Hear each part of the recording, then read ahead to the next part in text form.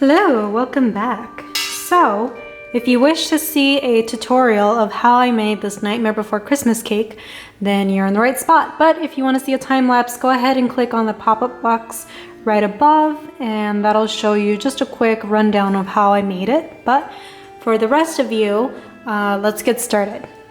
So this is my cake dummy. Whenever I have to make decorations ahead of time, like toppers or just little figurines, I always stack up my cakes as it'll be once I'm done with baking, filling, and whatnot, just to give me an idea of how big this cake will actually turn out to be. So, since this is my size, my topper, I think it would look appropriate if it was maybe about, I don't know, like 5 inches by 4 inches is a good size for what I want. So, for the topper, let's move this away since I know how big I want it to be. For my topper, it's a simple cutout, kind of simple, but I have PowerPoint and I scaled it to the size that I need it to be. And what I really want to trace is the little hill itself. So I'm using freezer paper. The glossy side is up against the image, and the matte side is what I'm tracing on.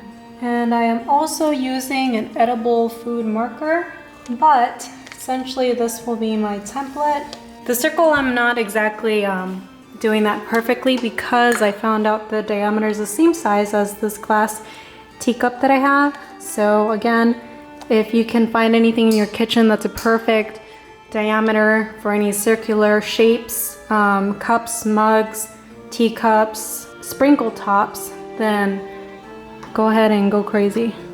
Improvise, adapt, overcome is my motto. So now that I have my template, I will be cutting this out, and I will roll out fondant and cut out the shape. So this is the glossy side that'll go down up against the fondant. With my hill, I'll start off with black fondant, a rolling pin, my template, and an X-Acto knife. Now this topper does not have to be ultra thick. Actually, maybe a little bit on the spiral on the hill, just because that will be a little bit more delicate.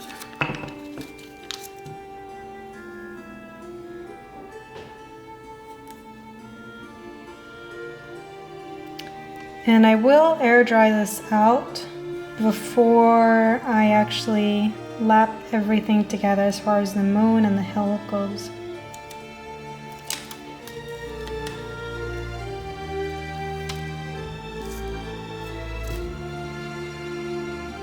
Okay, so that's my hill.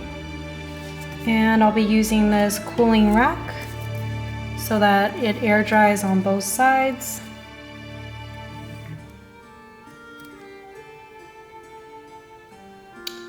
I'll probably let that air dry for about 24 hours before I actually glue on the moon in the background.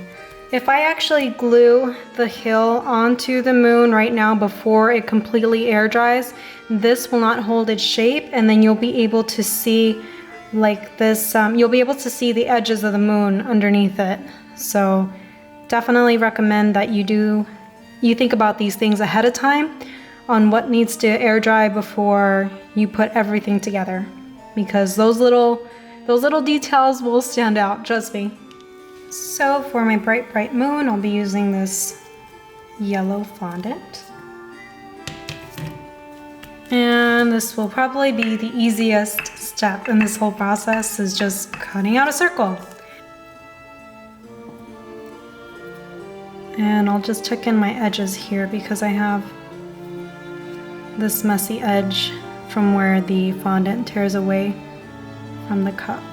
And that can happen too with just any other cookie cutters. I always like to make sure my edges are nice and clean. Okay, that's as good as it's gonna get. So let's add that to my drying rack. And on to the next decorations to prep. Next up are my pumpkins. So I'm gonna make kind of like a large pumpkin on the side of the cake. So let's do fall. Again, this is all fondant that I'm using. I know you can use gum paste if you'd like, modeling chocolate, but this is what I'm comfortable with. So for the pumpkin, I'm using this X-Acto knife to just cut along the sides or ridges. Nothing too crazy, right? How cute is that? Let's go ahead and do the stem. So I'll roll it out this way, applying pressure in the middle and then tugging out to the sides. And let's kind of make a little dent here in the middle of the pumpkin. And then we can give this a little twist. There we go, easy peasy. So that's pumpkin number 1, and I'll put this out to dry. I wish I could play the theme song of The Nightmare Before Christmas in my head for you guys, but I don't want to get flagged. But just so you know, that's the song that's playing in my head right now.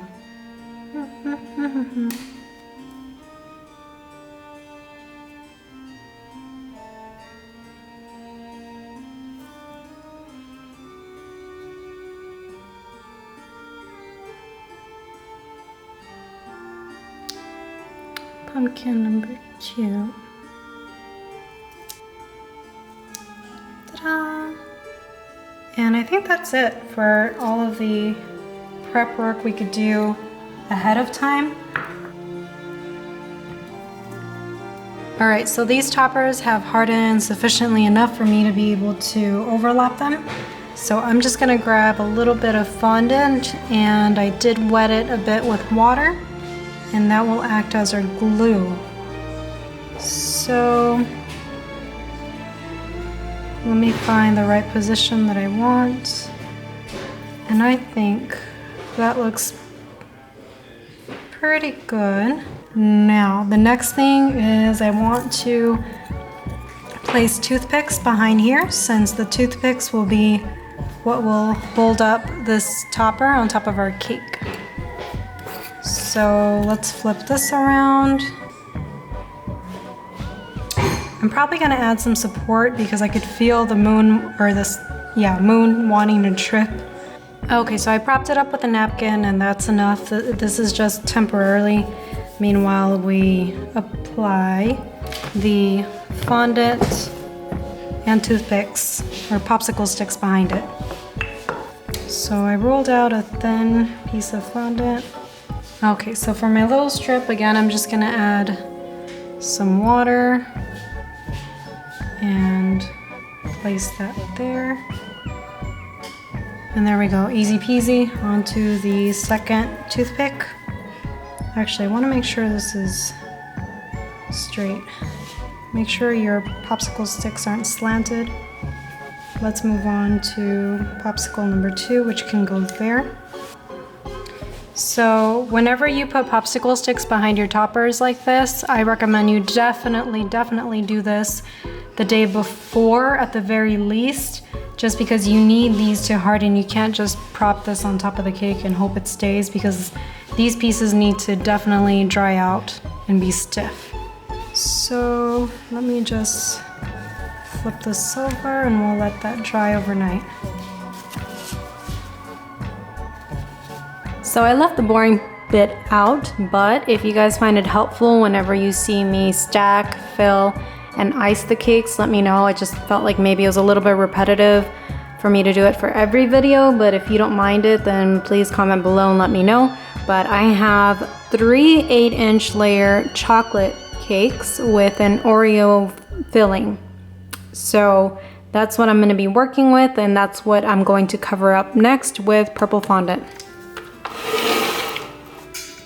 Okay, so this is my purple fondant. I ended up using the Wilton Violet gel and also pink food coloring. I don't really have a preference as to which one of these types of food colorings I prefer.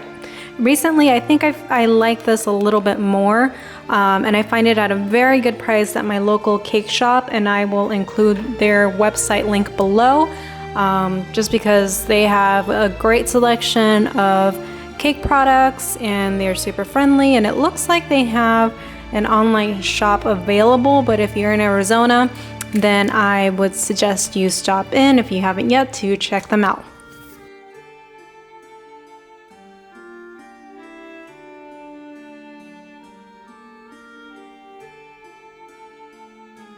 Alright, time for my least favorite part.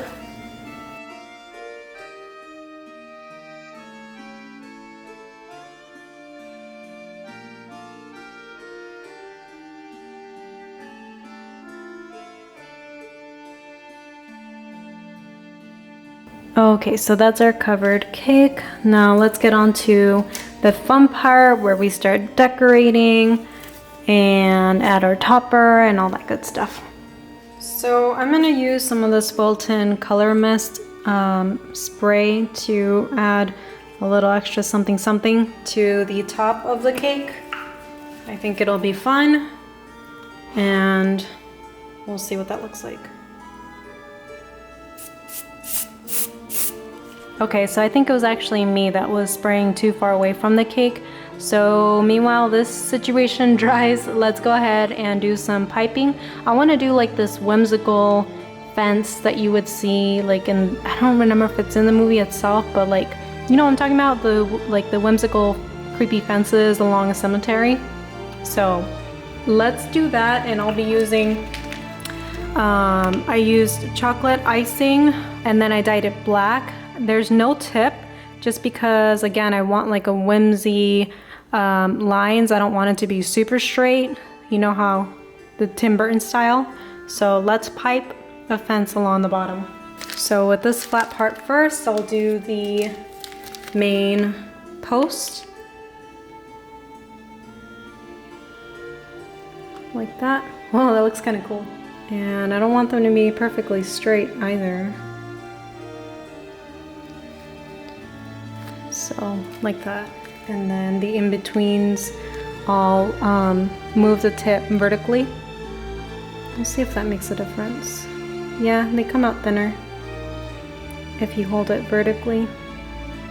So you want to hold it horizontally for the bigger ones and for these ones that run across, and for the thinner ones you want to hold the piping bag vertically to get skinny posts, horizontally to get the thicker posts.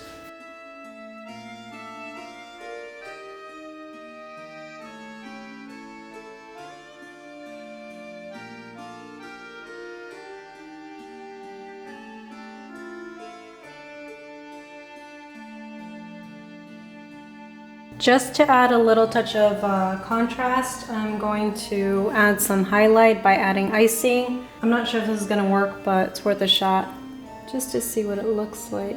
It just makes it stand out more like it's highlighted. So now let me add a little bit more of that black spray. Okay, and I'll pop this in the fridge for a little bit. Meanwhile, we get our Sally and Jack cut out.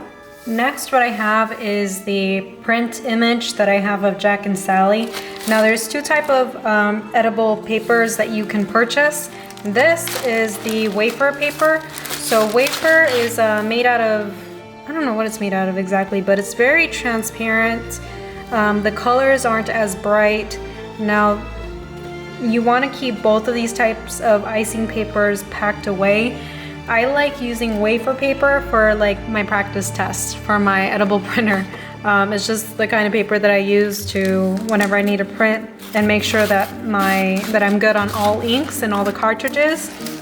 And I bought these both from Icing Inks, so I'll include the link below.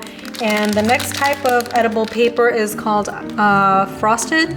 I think it's called frosted paper or frosting paper, but it's a lot more thick. So not transparent at all, and it's super vibrant. So again, a comparison of that to the wafer paper. Just so you know, if you're thinking about purchasing wafer paper, there, and icing paper. So for wafer paper, you want to frost the back side with frosting onto your surface. And for icing paper, just wetting the fondant enough to make it sticky is all you need. You don't need any frosting for this kind. So let's get started with cutting this image out. And this will go in front of the cake.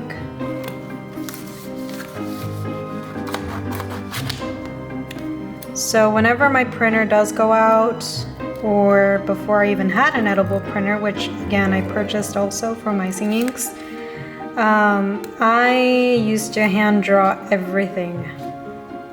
And if you don't feel confident about your hand painting skills, or you just don't have the time for it, then I would highly suggest that you do add that into your budget of purchasing an edible printer. Now, I have not tried placing this kind of paper straight onto frosting. I've always used fondant, and I've heard this kind of icing paper will melt if you place it over certain icings or frostings. With this harder to reach area in between his arm and his body, I am not going to try to push it to cut that out with a scissor. So I'll use my X-Acto knife once that's placed on the fondant to cut that part out. And meanwhile, I roll out my fondant, place this back in a sealed location so it doesn't dry out. And moving on to the fondant, rolling that out so we can glue our image on.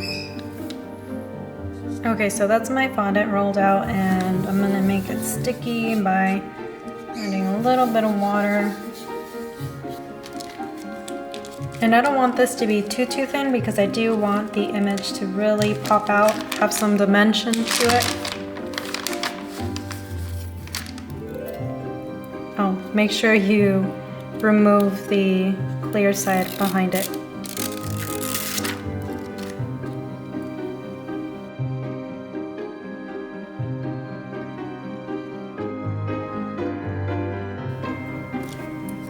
Okay, so let's place this on our cake, and then we're close to finishing. Just last minute details on putting everything together. I flipped my image upside down so I can add some water to help it stick to our cake. Okay, so let's place it there.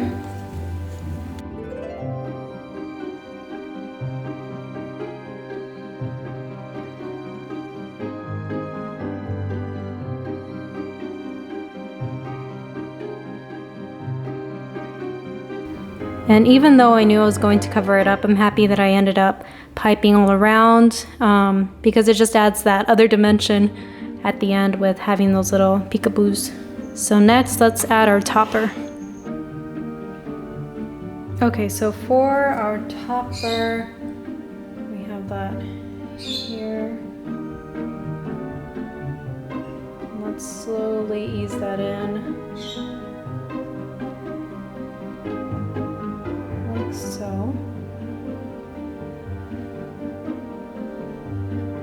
oh my gosh, how cool is that? I love that. Okay, so next let's add our pumpkins. We could do that, and we could do, actually maybe the bigger one can go up here, like that. For the top, I can glue down these pumpkins with wet fondant. All right, so I think that concludes this cake. Thank you so much for sticking it through with me to the very end. I hope you guys enjoyed this tutorial. Remember to like and subscribe for more, and I wish you guys a happy Halloween. Bye.